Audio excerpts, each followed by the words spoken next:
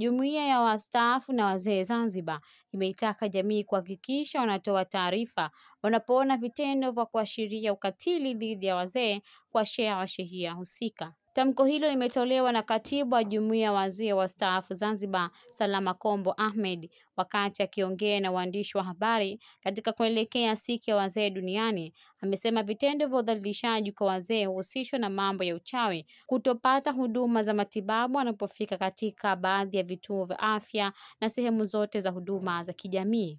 Hata hivyo, amesema jumuiya hiyo inatoa mafunzo ya kupambana na maradhi yasiyoambukiza ambayo wazee ndio wanawakabili na kuwasisitiza kufanya mazoezi ambayo ni kinga kwa maradhi mbalimbali. Hii imo katika SDG yetu na wanatuambia kabisa kwa mwaka 2030 wazee miaka 60 na kuendelea watakuwa wengi kuliko mabarobaro kuanzia miaka 12 mpaka 18.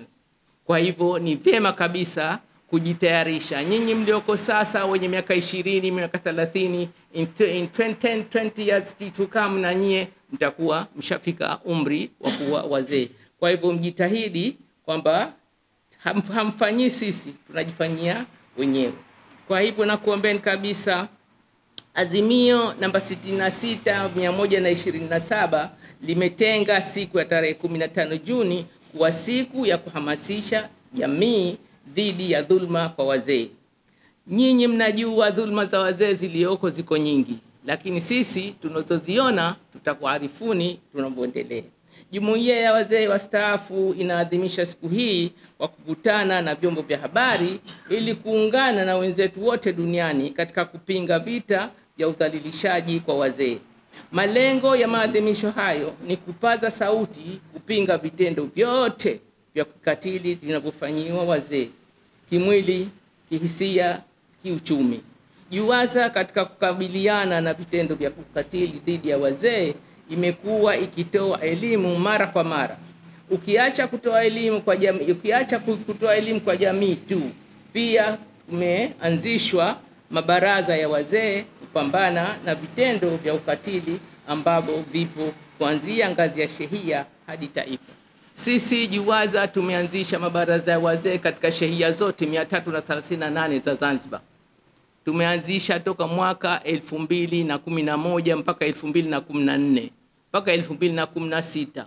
Mnakumbuka tumepigania pension jamii kwa wazee wote waliokuwa hawajawahi kuwa pensioners, ambayo ilipitishwa mwaka Aprili mwaka 2016, na juzi Mheshimiwa Rais akaipandisha badala ya shilingi 20. Sisi tulipoona shilingi 10, shilingi 20 imetiwa na umri miaka 70, tukasema alhamdulillah, mambo yashakuwa mazuri, kwa sababu yoyote atokuja anaweza akapunguza umri, anaweza akaongeza pesa. Inshallah Mwenyezi Mungu kamleta jamaa, mtu kaja, mtu wa kheri, katupa shilingi 50. Shilingi 50 kwa mtu asofanya kazi ni kama 500. Nakwambieni kabisa, kwa sababu anakaa kutwa siku 2 siku 3, anataka si shilingi tu au shilingi 1000 tu anunue kitu au ajifurahishe, kumpa mtu kitu zawadi hana. Lakini akizipata zile 50 zake, sisi ndo tunajua. Tulipokuwa tunapewa shilingi 20, tukenda kwenye mabaraza, wanasamia mimi pesa yangu shilingi 20 nimeiweka mwezi huu na mwezi huu na miezi mitatu, nilikuwa nikikrosi barabara hapo kila siku nakosewa na gari kwenda kuteka maji. Lakini shilingi 60 nimemwita fundi maji kantilia ndani, bibi kizee. Mwingine mimi shilingi zangu ninaziweka 60, safari hii natimia miaka 100, basi nitatolea sadaka. Mwingine anakuja kuambia kila siku nakula vidagaa na vidude, nimepata pesa zangu shilingi 20 naenda kutafuta samaki mnene. Wengine wamenunua vibaskeli, wamekodisha watalii huko, wanalipa $5, $10, maisha yanakwenda. Kwa hivyo hii shilingi 20 ilikuwa ni kitu ambacho kiliwavutia na kimefaa watu. Sasa sikwambii shilingi 50, nyinyi mnaijua shilingi 50. Shilingi 50 pesa kubwa kwa mzee. Kwa hivyo kwanza sisi tunaishukuru sana serikali. Sisi mdau wetu mkubwa serikali ndio inotubeba.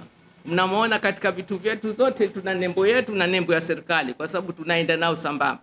Na tunashukuru serikali inatuona vizuri.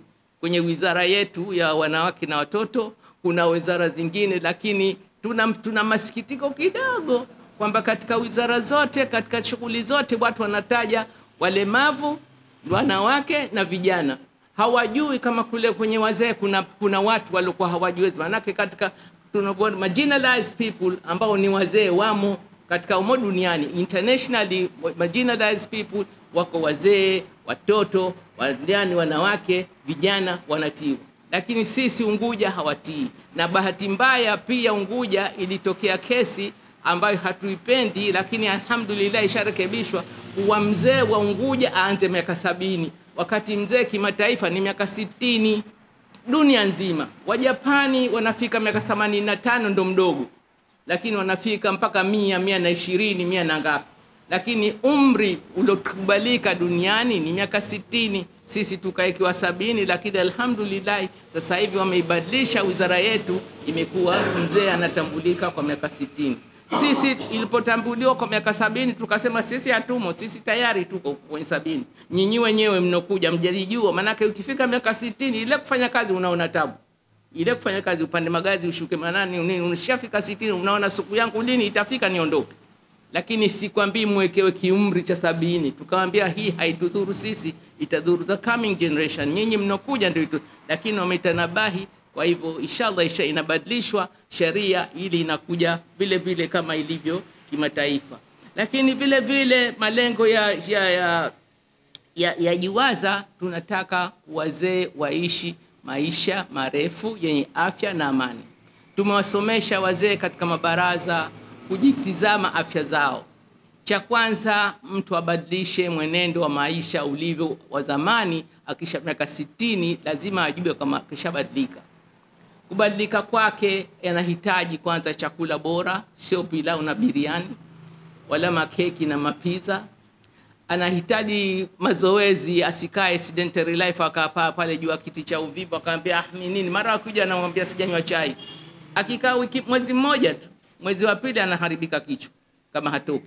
Sasa tunawafundisha kwamba socialize, waingie katika mambo ya jamii, maharusini wende, mazikoni wepite, watu wazungumze, na kwenye mabaraza ndo forum yao ambao wanakwenda kuzungumza mambo yao. Mwaweka kwenye mabaraza ili waende kwenye mabaraza, ndio mimi na mwana mguu na mwana kiuna atawakuta na wenzao 5 6 maradhi hayo wataambizana nini cha kufanya. Wana shida yao kwa mwakilishi. Kwa nini? Kwenye baraza mwakilishi atakuja. Kwenye mtu mmoja akenda, mwakilishi atampa shilingi yake 10 aondoke ende zake.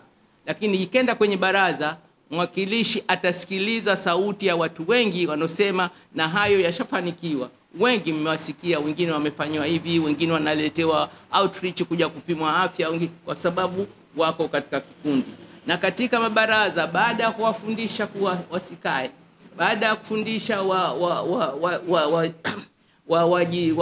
wale vizuri, tumewafundisha mazoezi pia, wafanye mazoezi ili mtu mwili wake uwe umechangamka. Siku wazee duniani huadhimishwa kila mwaka ifikapo tarehe 15 mwezi wa 6 kwa lengo la kuwaenzi na kupinga vitendo vya udhalilishaji. Kauli mbiu isemayo mwaka huu, wazee ni hazina wa taifa, tuwalinde, tuwaenzi. Nikiripoti kutoka VOP TV, ni mimi Rayyan Hamadi. Tembelea YouTube channel yetu VOP Online TV kwa habari moto, subscribe kisha bonyeza alama ya kengele ili kuwa wa kwanza kupata taarifa zetu. Usisahau kulike, kucomment na kushare. VOP Online TV. VOP Online TV.